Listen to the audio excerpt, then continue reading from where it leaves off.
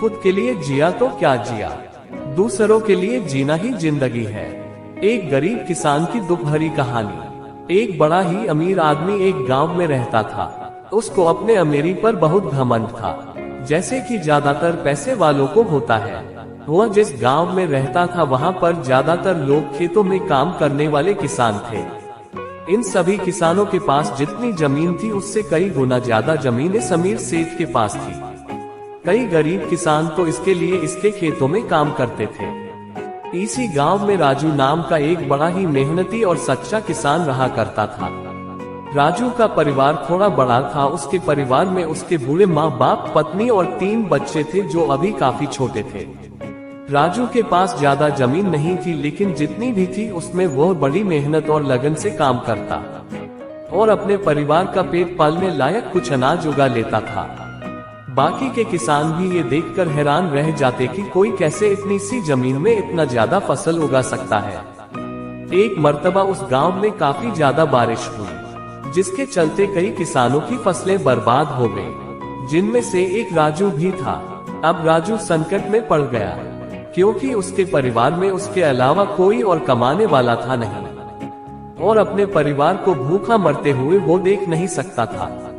वह जानता था कि इस गांव में अगर कोई उसकी मदद कर सकता है तो वह वही घमंडी अमीर है, जिसने गांव के कई अन्य गरीब किसानों को या तो कर्जा दिया है या तो अपने यहाँ काम पर रखा हुआ है।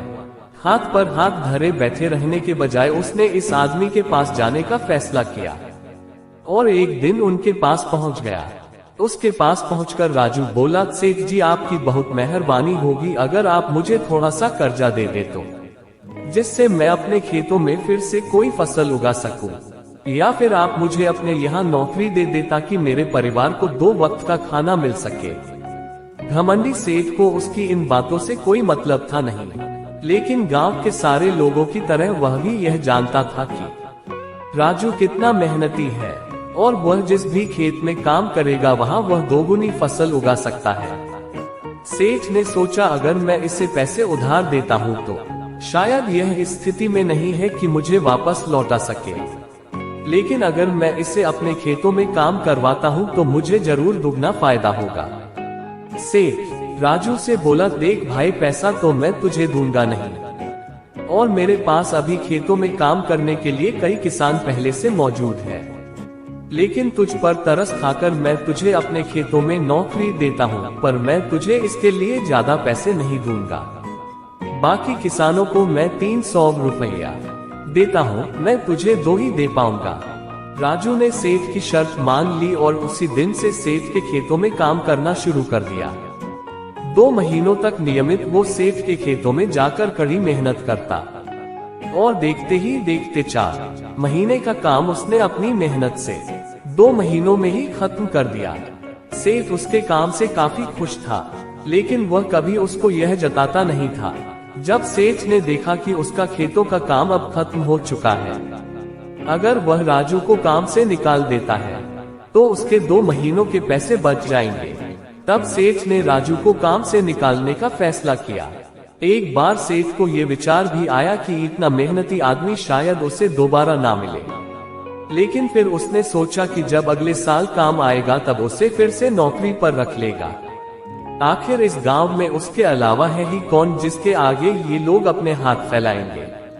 एक दिन सेठ ने राजू को अपने पास बुलाकर उसको उस दिन का पैसा दिया और साथ में ये भी कहा कि कल से तुमको काम पर आने की जरूरत नहीं है।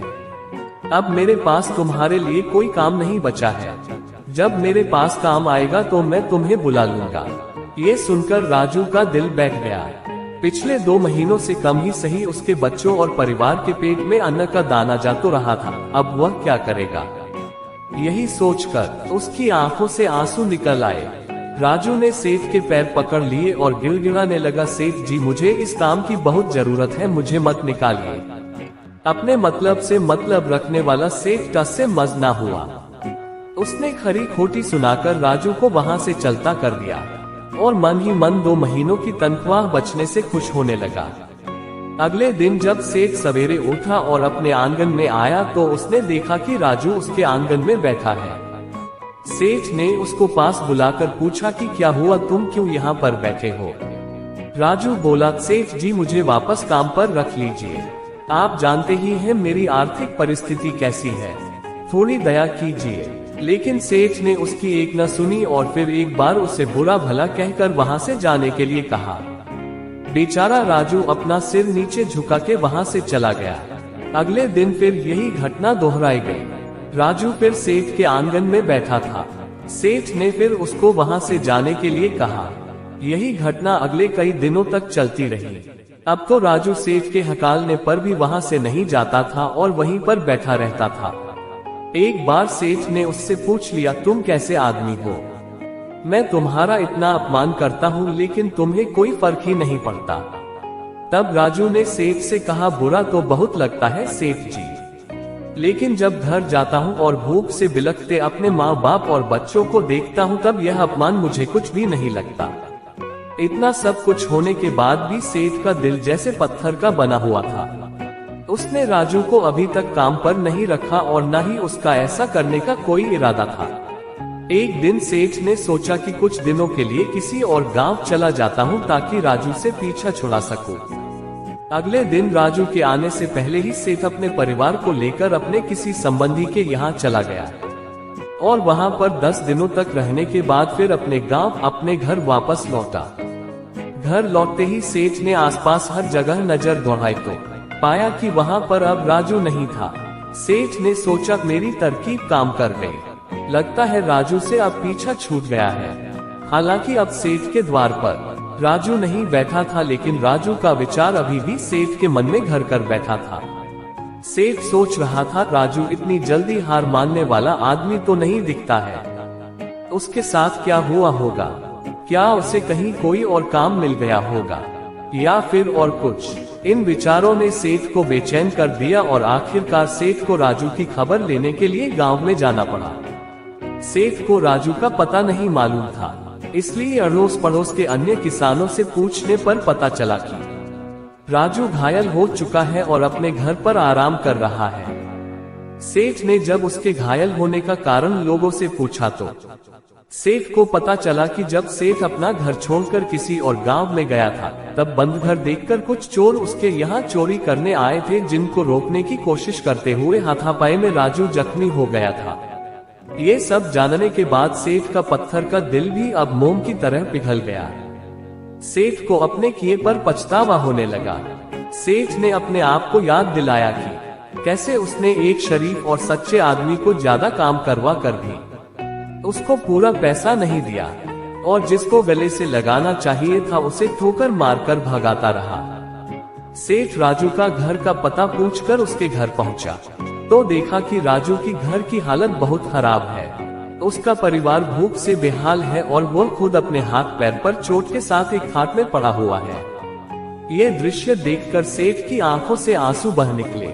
सेठ ने राजू के पास जाकर उससे सच्चे दिल से माफी मांगी, उसको उसकी मेहनत के पैसे दिए, उसका इलाज करवाया और उसको हमेशा के लिए अपने यहाँ काम पर रख लिया। दोस्तों, इस खूबसूरत कहानी से हमें कई पाठ सीखने के लिए मिलते हैं। कहानी से सीखने लायक पहला पाठ, अगर भगवान ने हमें दूसरों से बेहतर जिंदगी दी है तो हम उसका फायदा नहीं उठाना चाहिए और हो सके तो जरूरतमंदों की जिंदगी में भी सुधार करने की कोशिश करनी चाहिए। दूसरा पाठ, कठिन से कठिन समय में ईमानदारी और सच्चाई का साथ कभी नहीं छोड़ना चाहिए। हाँ, ये काम बड़ा कठिन है लेकिन इसकी मंजिल तक आदमी जरूर पहुंचता है और उसका फल भी अच्छा ही मिलता है। तीसरा पाठ, जब तक हम अपने बारे में सोचना बंद नहीं करते तब तक हम दूसरे के बारे में सोच नहीं सकते और उसका दर्द नहीं समझ सकते। किसी ने खूब कहा है, खुद के लिए जिया तो क्या जिया, दूसरों के लिए जीना ही जिंदगी है।